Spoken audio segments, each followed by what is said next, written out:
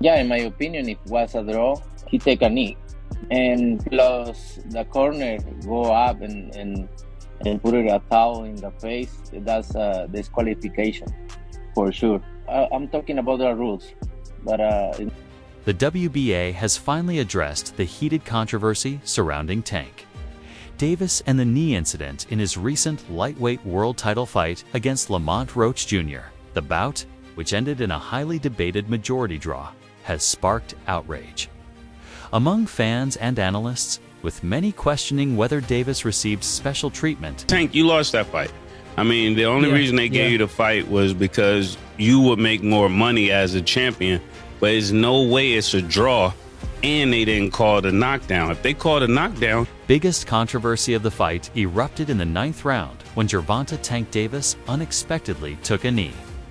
Referee Steve Willis began a count, but never officially ruled it a knockdown, sparking outrage across the boxing community. Many believe this was a pivotal moment that could have changed the outcome of the fight. Critics argue that Davis should have been penalized, and some even claim he should have lost his WBA lightweight world title. Instead, the fight ended in a majority draw, allowing Davis to retain his championship. This decision has left fans and analysts divided, with accusations of favoritism and unfair officiating dominating the discussion. Many point out that similar situations in past fights have resulted in knockdown rulings, making this incident even more controversial. Meanwhile, Lamont Roach Jr. and his team are furious, believing they were robbed of a potential victory. Roach, who fought a strong and competitive fight, has publicly voiced his frustration, calling for a review of the decision.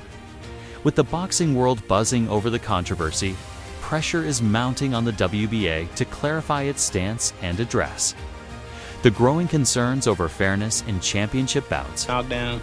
Look, I ain't the ref. I ain't really, you know what I'm saying? Like, if he had to wipe sweat out his eye, he had to wipe sweat out his eye. But the rules do state, if he voluntarily take a knee, then that's an automatic 8 count.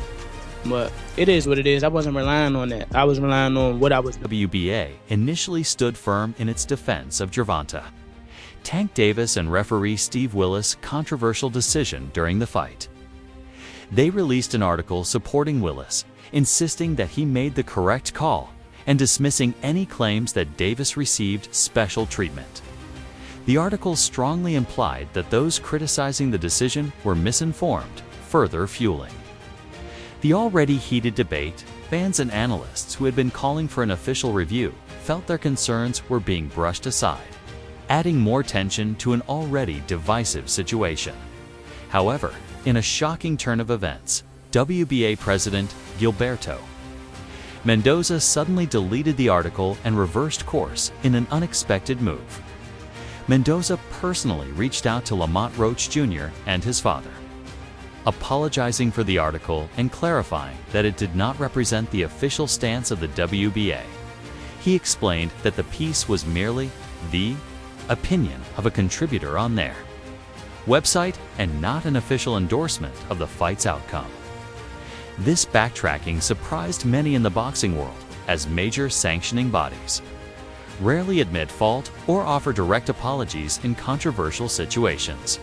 The sudden shift has left many questioning the WBA's position on the matter, while Mendoza's apology to Roach Jr. suggests that the organization acknowledges the controversy. It remains unclear whether any further action will be taken. Will the WBA investigate the decision further? Could a rematch be on the table? Fans and analysts are now pushing for answers, as the situation has only grown more complex with Mendoza's response. This controversy has once again sparked discussions about fairness and transparency in boxing. Many argue that high-profile fighters like Davis often receive preferential treatment from sanctioning bodies and referees, raising concerns about the integrity of the sport. Roach Jr. supporters believe that he was robbed of a potential victory and deserve a rematch to set the record straight, with the boxing world watching closely. The WBA now finds itself under immense pressure to handle the situation carefully. Whether they will take additional steps to review the fight or attempt to move forward without further comment remains to be seen. Regardless of what happens next, one thing is certain. The 9th round incident and the WBA's response have left a lasting mark on this fight, ensuring that the debate over Davis versus Roach Jr. will continue for a long time. That's kind of baffling is that it wasn't a knockdown. I mean, look, he wasn't hurt.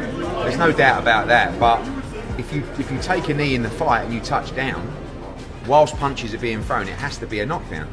I've heard some people saying, "Oh, that he should be disqualified. He went back to the corner." I don't buy that, to be honest with you. I mean, I think that's a ongoing controversy surrounding Cuba Tank Davis WBA lightweight world title fight against Lamont Roach Jr. took another dramatic turn when WBA President Gilberto Mendoza unexpectedly issued a public apology to Roach and his father. This move shocked the boxing community, as it is rare for the head of a major sanctioning body to admit any form of wrongdoing. Mendoza's messages were not only apologetic, but also suggested that the WBA may have mishandled the situation entirely. In his message to Roach Jr., Mendoza wrote, **** champ. As president of the WBA, I must apologize for the opinion of a collaborator on the website. We believed in you from day one. We knew you would have a marvelous performance, and we feel proud of you as a champion." He then reached out to Roach's father, reinforcing the apology. "Champ, please extend this message to your dad. I apologize for the misleading opinion of a collaborator on the WBA website. We believed in you from day one. We knew it was going to be a great fight and feel proud of your marvelous performance." ***, this level of humility from a sanctioning body president is almost unheard of, leaving many in the boxing world stunned. The WBA, one of the most powerful organizations in the sport, had initially defended Davis and referee Steve Willis' handling of the fight, even releasing an article dismissing any claims that Davis had received special treatment. The article strongly implied that those questioning the ruling were simply misinformed, fueling further backlash from fans and analysts, who felt the fight was handled unfairly. But Mendoza's sudden backtracking raised even more concerns. If the WBA was so confident in its initial stance, why delete the article so quickly? Why was an apology necessary? This drastic shift in position led to widespread speculation that the WBA had originally tried to protect Davis but was forced to change its stance due to mounting public pressure. Fans and analysts began questioning the WBA's credibility, especially since the article defending Davis was erased without explanation. If the organization truly believed Davis had done nothing wrong, why were they suddenly so willing to backpedal?